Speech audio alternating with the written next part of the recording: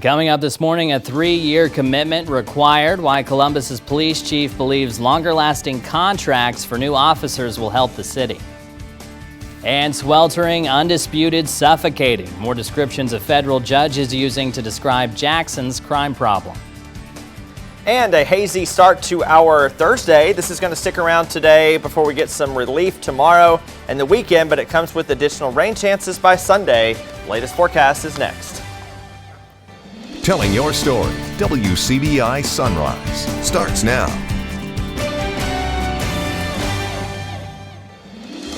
Good morning, everybody, and thanks for joining us here on Sunrise on this Thursday. I'm Eric Crosswhite. We're ending a very hot week, but as we get into the weekend, it looks like we're going to get some relief. As Chief Meteorologist Isaac Williams has been saying, Isaac, not much, but a little bit can make a big difference sometimes. A little bit can go a long way for sure, Eric, this morning. Even if we're talking about 5 degrees from the daytime high or the overnight low. This morning, though, we're about in the same boat as we were yesterday, and that is we've got a hazy sky out there this morning. This is some filtered smoke, once again, from the Canadian wildfires. Not nearly as bad as our friends up in the Northeast, but still, we do have something to keep in mind and watch. Just the other side of the state line, north of Ripley there, a couple of downpours showing up on the eastern side of the Memphis metro. You can see here near Summerville and then back across the river into far northeastern Arkansas. The better rain chance today will be in areas to the north and west of here. Unfortunately, as this front continues to push to the south, it's not going to do much for our rain chances, but it is going to bring us a slightly better opportunity to see some rain later on today. Right now, 68 degrees, or I should say at the top of the hour, 72 at 8 o'clock, pushing 80 by 10 o'clock this morning. Again, a mixture of sun clouds and haze throughout the day today, with about a 20% chance of a brief downpour or thunderstorm this afternoon. And then we'll be fully dry tomorrow before those storm chances return over the weekend, in particular on Sunday. I've got your 7-day forecast and more coming up in a few minutes. Eric? Isaac, as part of a challenge to House Bill 1020, a federal judge is giving insight into the capital city's crime problems.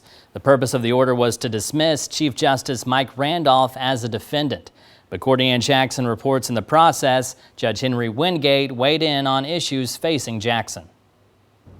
Within Judge Wingate's order, he says Jackson has a crime cancer and called it sweltering, undisputed, and suffocating.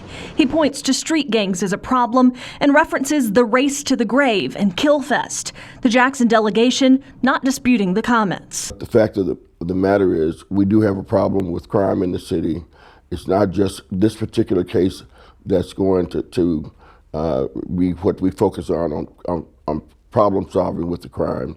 There are other solutions out there, and we need to be about the business of finding those other solutions. Wingate also notes the legislature has taken notes, but not in the manner Jackson desires. The individuals that represent the city of Jackson were not consulted or respected enough to have their opinions listened to about 1020 and the aspects of 1020. None of us want crime, but there are some ways that we can go about finding solutions to live in peace without having a majority super Republican legislature push 1020 down our throats and tell us to live with it. We asked Mississippi College School of Law professor Matt Steffi about the order and the judge's comments. It's not as if it's unrelated, and it's certainly not unprecedented, but it is not what we get every day. But do the comments give any indication to the parties about the judge's frame of mind moving forward?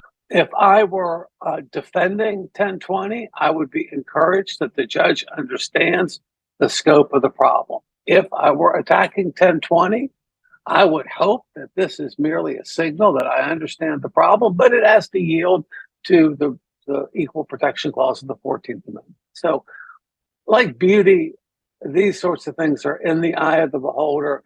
Courtney Ann Jackson, WCBI News.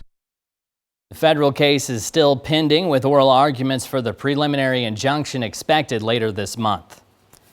New officers with the Columbus Police Department will have to sign on for 3 years before taking the job. The policy change will keep officers working for the city for 3 years after they finish training. This will ensure the money taxpayers put towards training will stay in Columbus. Chief Joseph Daughtry says his officers are some of the best, which is why he wants to keep them.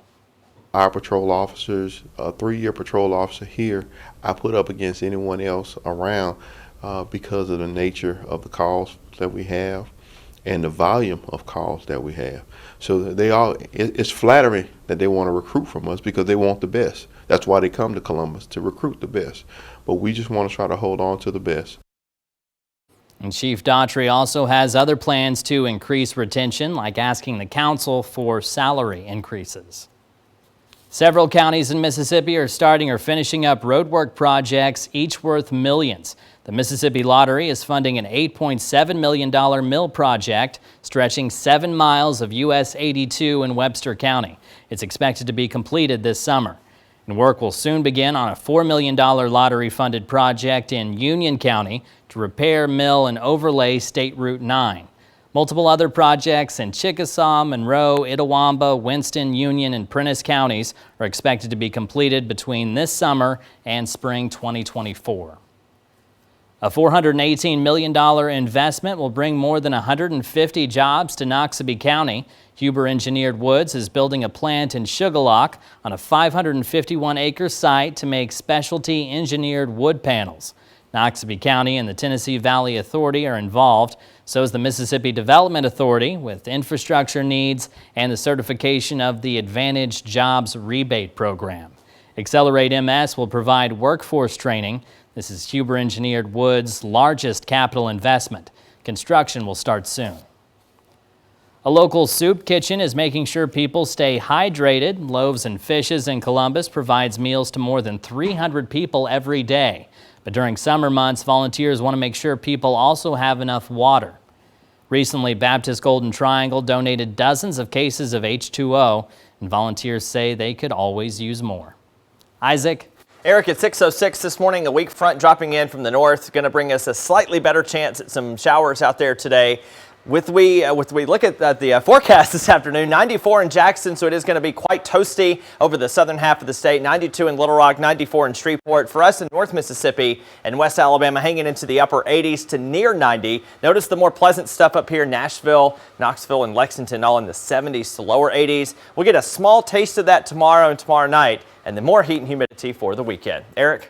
Thanks. And Isaac's been warning us about the smoke moving south from one of the worst Canadian wildfire seasons on record. Millions of Americans are under air quality alerts this morning because of it. CBS News' Astrid Martinez has more from New York, which is seeing the worst air quality in nearly 60 years.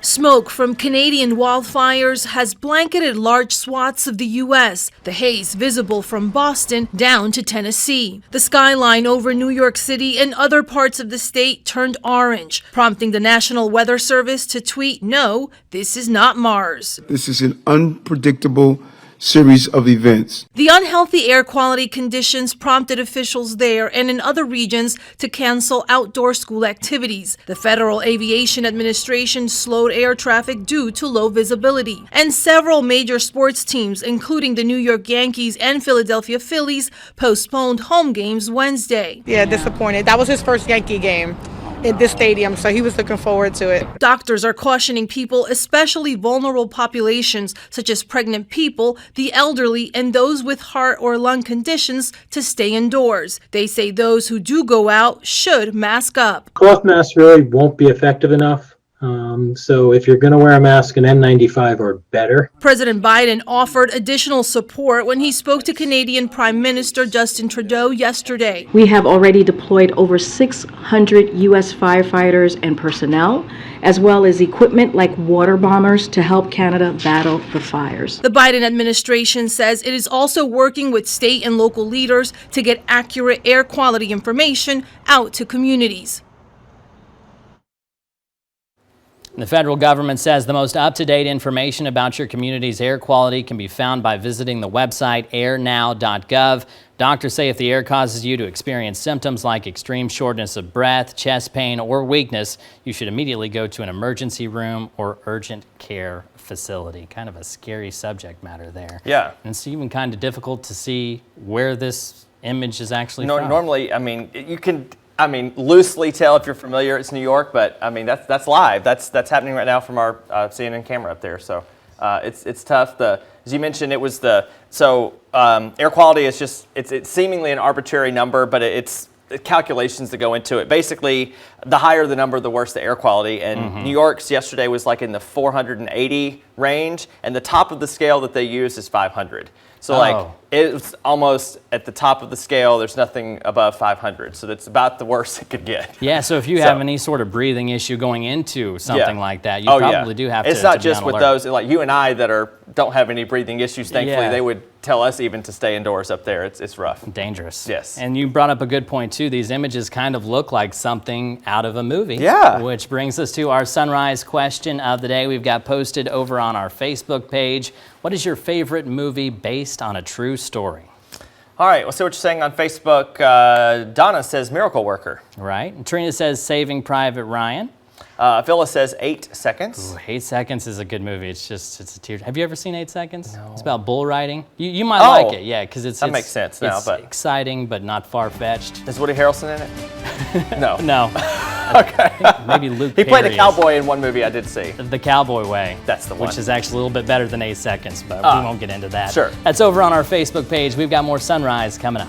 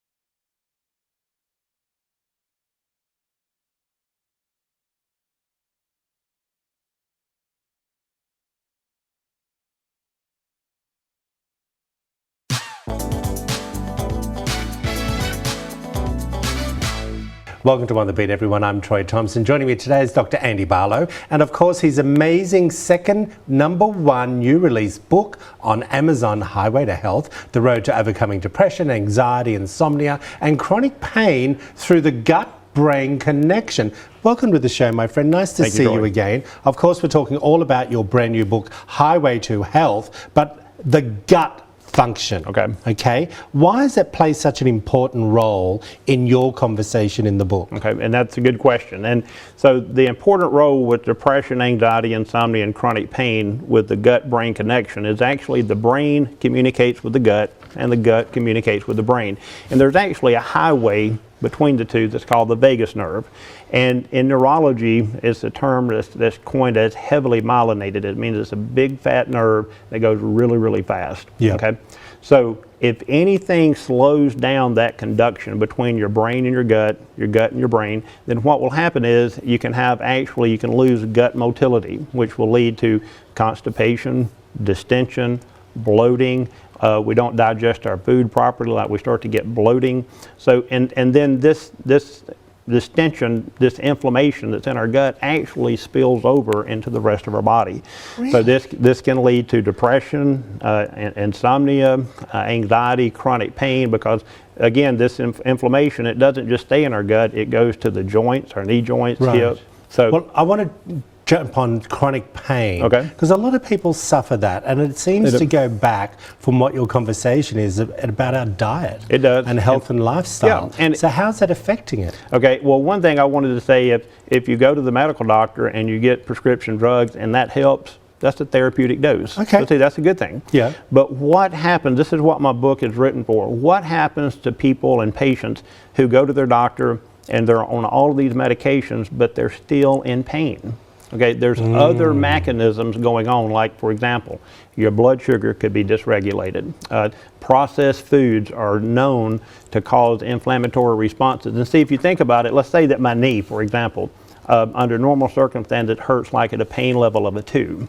All right, and now I eat this processed food, I eat gluten, I have a blood sugar that's too high, it's dysregulated, and now we start to get this inflammation. Inflammation is the volume control knob, and what it does, it just turns up the volume on the pain. So see, one of the first things we do in our clinic with chronic pain patients, we put them on a 10-week detox. So we actually retrain people how to eat. And it's amazing that just by decreasing the inflammation in almost every situation, the pain level is going to decrease because we focus on one thing in that scenario, and that is decreasing your inflammation. Gosh, I wished I lived here. I could do all of these things. I love it. I want to talk to you about the anxiety, because you never think about the gut health with anxiety. Right. Well, okay, so let's use this.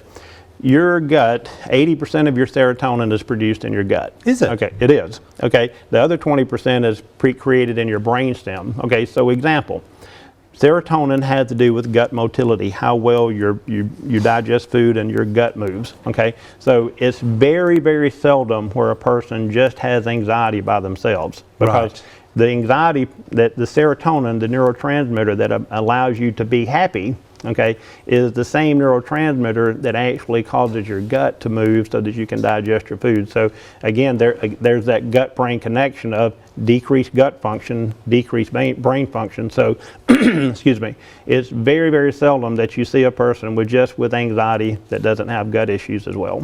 You're amazing, Doctor. Thank you so much. Congratulations on Highway to Health as well. It's really great work. Yep. 2 bestsellers. Absolutely. Isn't that amazing? Thank you. We appreciate you. If you want to find out more information, there it all is up on the screen for you. If you want to purchase the brand new book, highwaytohealthbook.com. I've been chatting away with Dr. Andy Barlow from Chiropractic Physician Centre of Tupelo. Back after this short break.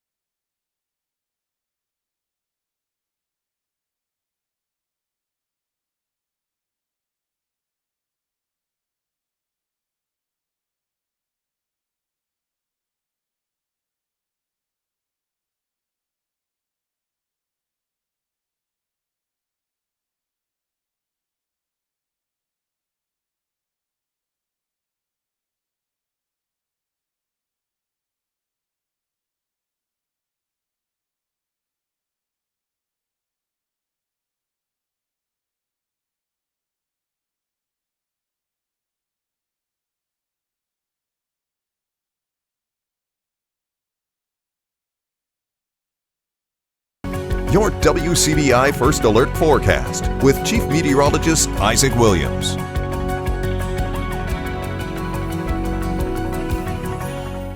Thanks for sticking with us at 6:20. Happy Thursday to everyone out there. We've got the sun up. It's hazy out there once again, though. Temperatures in Vernon at 68, same number here in Columbus. 66 up in West Point, 65 in Houston, 64 degrees up in Oxford. It's a little bit warmer up toward Memphis at 72, 67 down in Jackson. A weak front kind of slipping in from the north here. Not much fanfare associated with this front. There are a few showers in and around the Memphis area this morning, but we're not really seeing much hope for rain today. There's slightly better chance than yesterday. What this front will do, though, is change up our air mass just a little bit. Still pretty sticky out there this morning, and thankfully, dew points in the 60s around here. Not terribly humid. It is sticky, but it could be much, much worse. To the north and east, we've got dew points down in the 50s and 40s across portions of Tennessee and Kentucky, and we'll get a taste of that air tomorrow and tomorrow night before the humidity comes roaring back for the weekend. Haze continues today. Otherwise, a mixture of clouds and sunshine. Your isolated shower or thunderstorm highs in the upper 80s.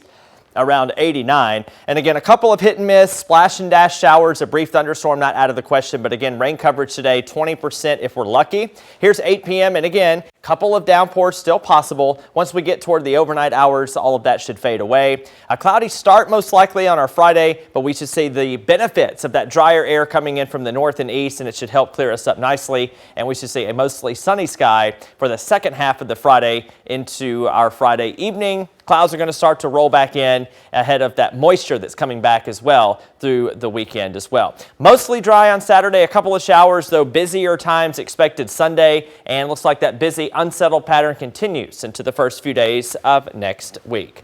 Here's John with sports. Ole Miss baseball got a huge portal boost as Mercer's Trayson Hughes announced on Twitter that he's committing to the Rebels. Posted a .387 batting average last year for the Bears, hit 11 homers, 52 RBIs. He had visits with Tennessee, Vanderbilt, LSU, Kentucky, Florida, Georgia Tech, and others lined up after entering the portal last week, but ultimately chose the Rebels following his visit. And here was Mike Bianco's pitch. They told me, they're like, you're going to come in here, play center field, hit in the middle of our lineup. And I said, Coach, you sold me. But I mean, another thing is when I stepped foot on that field and I saw it firsthand, I've never been to Oxford. So when I saw it firsthand, I was like, wow, this place is going to be my home for sure. We won some games and we produced a lot of runs at our mid-major I was at. And the next step for me is to see how many runs I can score in the SEC for sure. And hopefully be a player of the year and take my draft stock through the roof. Hughes will be playing in the Cape League this summer. Former Mississippi State head football coach Mike Leach was one of 20 players and coaches listed on the 2024 Texas Hall of Fame ballot. Leach, who died in December, is the all-time winningest coach in Texas Tech football history with 84 career victories, headlined by an 11-2 campaign in 2008 with the Red Raiders. Former MSU football coach Jackie Sherrill was included on the ballot as well. He coached Texas A&M for 7 seasons in the 80s. The official induction class will be announced this fall. And be sure to tune in to WCBI throughout the rest of this week leading up to Sunday. We are going to be sitting down with Mississippi State Athletic Director Zach Selman. Now, different snippets of the conversation will air tonight, Friday, and Saturday this week, while the full interview will air Sunday night right here on WCBI. We'll be talking all things MSU baseball, the full start of the Zach Arnett era, his adjustment to Starkville, everyone's favorite topic, NIL, of course, and so much more. If you miss any of it, it'll be available on our website, WCBI.com/sports. And that's it for sports. We'll be right back.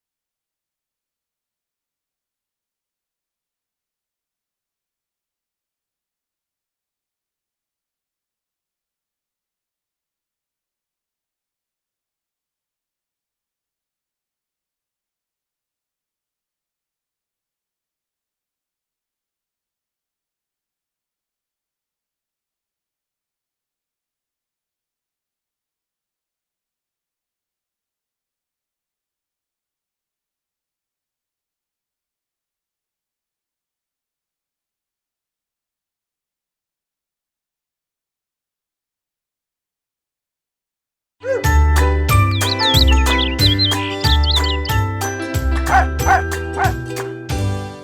morning, Sunrisers. I'm Dr. Jansen, and today I have with me our head technician, Katie, and this here is Miss Ella.